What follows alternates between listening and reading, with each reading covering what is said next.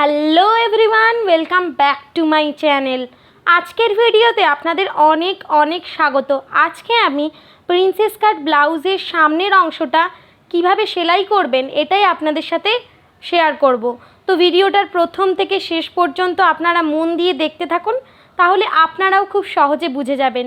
দেখুন, এখানে আমি পাইপিং অ্যাটাচ করেছি, এখানে কিন্তু প্যাড দিইনি, তাও কিন্তু খাপটা কত সুন্দর বোঝা যাচ্ছে। তো এখানে আমি 1/2 ইঞ্চি বরাবর দাগ দিয়ে দিয়েছি। এবার এখানে আমি পাইপিং বসিয়ে দেখাবো। এখানে পাইপিং আগে বসাবো, তারপর যে অংশটা রয়েছে সেটা তারপর এর সাথে অ্যাটাচ করব।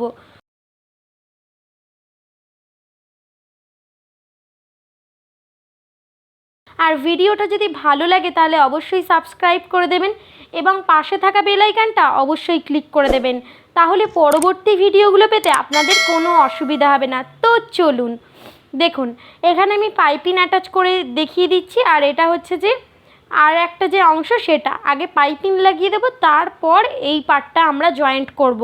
আর পাইপিং এটা হচ্ছে রেডিমেড পাইপিং, আপনারা নিজেরাও পাইপিং তৈরি করে নিতে পারেন। আর এটা কিন্তু রেডিমেড যেটা হয় সেটা না একটু নরম হয় পাইপিংটা।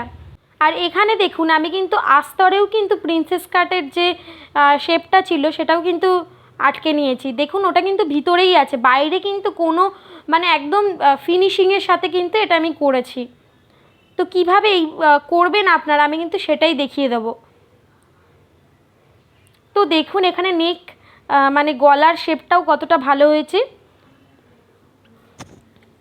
তো আমরা পাইপিংটা আপনি সামনে থেকেও লাগাতে পারেন, আবার আমি নিচ থেকে লাগাচ্ছি, মানে কোমরের দিক থেকে আমি লাগাচ্ছি। ঠিক আছে, সোজা করে নিয়ে পাইপিংয়ের যে মুখটা রয়েছে সেটা কিন্তু এক ধারে থাকবে। ঠিক আছে, মানে আমাদের গলার শেপের দিকে থাকবে, ফিটিংস লাইনের দিকে নয়। সোজাভাবে আমি পাইপিংটা লাগিয়ে নিচ্ছি, আপনারা চাইলে নিজেরাও বানাতে পারেন। আর পাইপিং লাগানোর সময় আমরা যদি একটা ফুট মানে প্রেশার ফুট তো অনেক ধরনের হয়, তো এটা হচ্ছে দুটো মুখের, আর একটা মুখেরও প্রেশার ফুট পাওয়া যায়, ওটা দিয়েই কিন্তু পাইপিং এগুলো লাগানো হয়। তাহলে কিন্তু যখন পাইপিংটা বসবে পাইপিংয়ের ওপর চাপ পড়বে না, পাইপিংটা কুঁচকেও যাবে না। কিন্তু আমার এখানে একটা যেহেতু নেই, তো আমি দুটো পা রয়েছে এরকম প্রেশার ফুট দিয়েই করছি। তার জন্য কি হবে, এই চাপ লেগে না, প্রেশার ফুটের চাপটা লেগে পাইপিংয়ে একটু বসে যায় পাইপিংটা। আমরা যদি সিঙ্গেল মানে একটা পায়ের ফুট ব্যবহার করি তাহলে কিন্তু সেটা খুব ভালো হয়। পাইপিং বসালে কোনো চেপেও যাবে না, আর কোনো ভাঁজ কোঁচো কিন্তু হবে না। তো দেখুন, আমি যে 1/2 ইঞ্চি বরাবর দাগ দিয়ে দিয়েছিলাম সেটা বরাবরই কিন্তু আমি পাইপিংটা লাগিয়ে নিচ্ছি সুন্দর করে। এবার লাগানো হয়ে গেলে আমি এবার এটা কেটে নেব। আর এইখানে আমি যে 1/2 ইঞ্চি বরাবর দাগ দিয়েছিলাম, পাইপিংয়ের মুখটা কিন্তু 1/2 ইঞ্চি থেকে একটুখানি একটা দাগ মতো বাইরে আমি রেখেছি, মানে এক সুত মতো বাইরে। এবার হচ্ছে প্রিন্সেস কাটের এটা জয়েন্ট করব। আর আস্তরটাকে কিন্তু আমি ওপরে রেখেছি, আস্তরটাকে আমি আলাদা অ্যাটাচ করব। এর ফলে কি ফিনিশিংটা অনেক ভালো হবে। একটু সময় বেশি লাগে ঠিকই, কিন্তু ফিনিশিংটা ভালো হবে, আমাদের কোনো সুতো ওঠার কোনো ব্যাপারই থাকবে না বাইরে থেকেও। আর আপনারা চাইলে আপনারা কিন্তু অবশ্যই প্যাডও বসাতে পারেন, তাহলে কিন্তু অনেক সুন্দর দেখতে হয়। তো এখানে আমি প্যাড ব্যবহার করছি না, তাও দেখুন খাপটা কত সুন্দর আমাদের হবে, যখন দেখবেন বুঝতে পারবেন। তো এবার আমি এই পার্টটা আস্তে আস্তে জয়েন করে দিচ্ছি। আপনারা নিচ থেকেও জয়েন করতে পারেন, আমি এখানে মানে মোহরার যে লাইনটা রয়েছে ওই দিক দিয়ে জয়েন্ট করছি। আর সেলাই করার প্রথমেই আমরা কিন্তু লক স্টিচ দিয়ে দেবো, এবং শেষ করার সময়ও কিন্তু লক স্টিচ দিয়েই শেষ করব। তাহলে ওই জায়গায় সেলাইটা মজবুত হবে এবং আর সেলাই ওখান থেকে খুলে যাওয়ারও কোনো চান্স থাকবে না। তো দেখুন, আর আপনারা চাইলে এগুলো দুবার করেও সেলাই করে নিতে পারেন, তাহলে সেলাইটা অনেক বেশি মজবুত হবে। তো দেখুন, আমি এখানে সেলাই করে নিচ্ছি ধরে ধরে। আর এখানে হালকা হাতে, এখানে বেশি টানাটানি করবেন না, এটা তো রাউন্ড পোর্শন, এখানে যদি টানাটানি করি তাহলে কিন্তু বড় হয়ে যাবে। তাই হালকা হাতে, আলতো হাতে ধরে ধরে আমাদের কিন্তু দুটো পার্টকে জয়েন করতে হবে। আর এখানে যেন কোনো ভাঁজারে না আসে, তাহলে ভাঁজারে না এলে সেটা কিন্তু দেখতে ভালো লাগবে, আর যদি কুঁচকে যায় সেই জায়গাটা ভালো লাগবে না। আর আপনারা কে কোথা থেকে দেখছেন ভিডিওটা আমাকে কিন্তু অবশ্যই কমেন্টে জানাবেন। আর বুঝতে যদি কোনো অসুবিধা হয় তাহলেও কিন্তু অবশ্যই কমেন্টে জানাবেন, আমি তাহলে সেগুলো ক্লিয়ার করে দেওয়ার চেষ্টা করব। তো দেখুন এখানে আমার অ্যাটাচড হয়ে গেছে।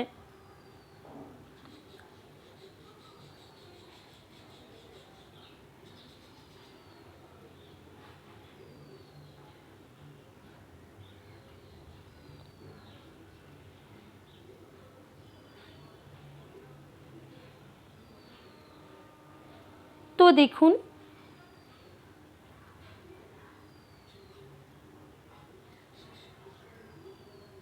এবার আমাদের যে আস্তরটা রয়েছে এই আস্তরের সাথেও কিন্তু আমরা অ্যাটাচ করে দেব। আর আমাদের যে এখানে দুটো, এই যে দেখুন আমার কিন্তু একদম পারফেক্টভাবে জয়েন হয়ে গেছে। এখানে যদি আমি প্যাড বসাতাম তাহলে খাপটা খুব সুন্দর বোঝা যেত, আর এখানে আমি প্যাড বসাচ্ছি না তাও কিন্তু অনেক সুন্দর হচ্ছে। আর এটা যেহেতু রাউন্ড, এখানে যদি একটা কাট লাগিয়ে দিই তাহলে কিন্তু একদম শেপটা পারফেক্টভাবে চলে আসবে। আপনারা কয়েকটা কাট লাগিয়ে দিয়ে তারপরেও কিন্তু জয়েন্ট করতে পারেন, আর হয়ে যাওয়ার পরেও কাট লাগিয়ে দিতে পারেন।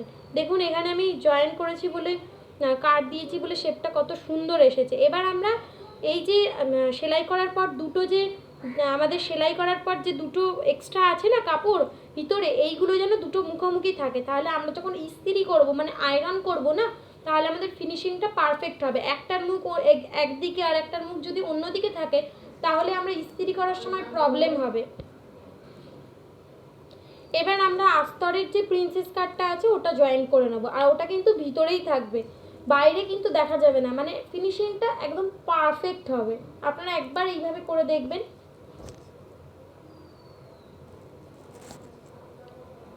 তো এখানে আমি প্রিন্সেস কাটটা, আস্তরে যে প্রিন্সেস কাটটা ছিল সেটা জয়েন করে নিচ্ছি,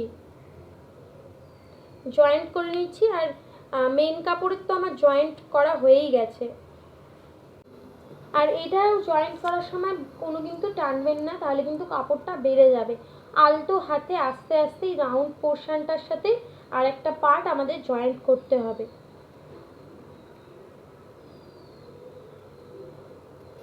আর হয়ে যাওয়ার পর অবশ্যই কিন্তু আপনারা প্রত্যেকটা পার্টে আয়রন করে নেবেন।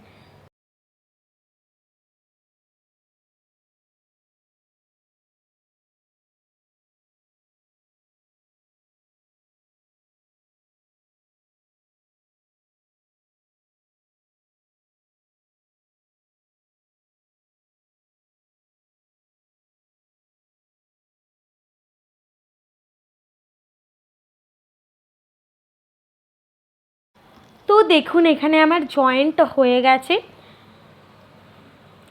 তো দেখুন এখানে আমি পুরো করে ফেলেছি, আয়রনও করে নিয়েছি। দেখুন এখানটা আমরা কিন্তু কত সুন্দর ফিনিশিংভাবে এটা বসেছে, আপনারা দেখলেই বুঝতে পারবেন। আপনারা এইভাবে করবেন, দেখবেন খুব ভালো হবে। এবার আমরা এই যে আর্মহোলের কাছে এখানে কিন্তু 2 সুত মানে 0.25 গ্যাপে আমরা কিন্তু সেলাই করে দেব। এবার আমি দুটো পুট লাইনকে আমরা মানে শোল্ডারের যে কাঁধের যে পোর্শানটা সেই দুটো জয়েন্ট করব। এটা একটা টিপস, আপনারা যদি এইভাবে করেন তাহলে কিন্তু পারফেক্ট ফিনিশিং হবে, একদম সুতো ওঠার কোনো চান্স থাকবে না, আর ভিতর থেকে দেখলেও কিন্তু কিছু হবে না। সোজার সাথে সোজা রাখবেন। আর আমি সামনের দুটো পুটকে জয়েন করেছি, কিন্তু ব্যাক পার্টের শোল্ডারটাকে কিন্তু জয়েন্ট করিনি, আস্তরের সাথে মেন কাপড়টা ওটা রেখে দিয়েছি। এবার হচ্ছে যে সামনের সাথে সামন রেখে এইভাবে কিন্তু আপনাদের সেলাই করতে হবে পুট লাইনটা, তাহলে দেখবেন যে আমাদের এক্সট্রা যে মার্জিনটা রয়েছে না এটা একদম ভিতরে চলে যাবে, আর এটা একদম দারুণ ফিনিশিং দেয়, খুব ভালো লাগে দেখতে। তো এখানে আমি দুবার সেলাই করে নিচ্ছি, আপনারা চাইলে এখানে 1/2 ইঞ্চি গ্যাপ বরাবর দাগ দিয়ে দেবেন কয়েকটা, তারপর সেলাই করে নেবেন। তো এখানে আমার হয়ে গেছে।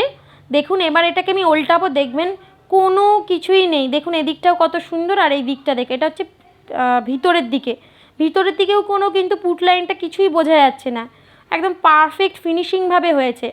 তো চলুন আজকের জন্য ভিডিওটা এই পর্যন্ত, দেখা হচ্ছে পরবর্তী ভিডিওতে। সবাই খুব ভালো থাকবেন, সুস্থ থাকবেন। আজকের জন্য টাটা।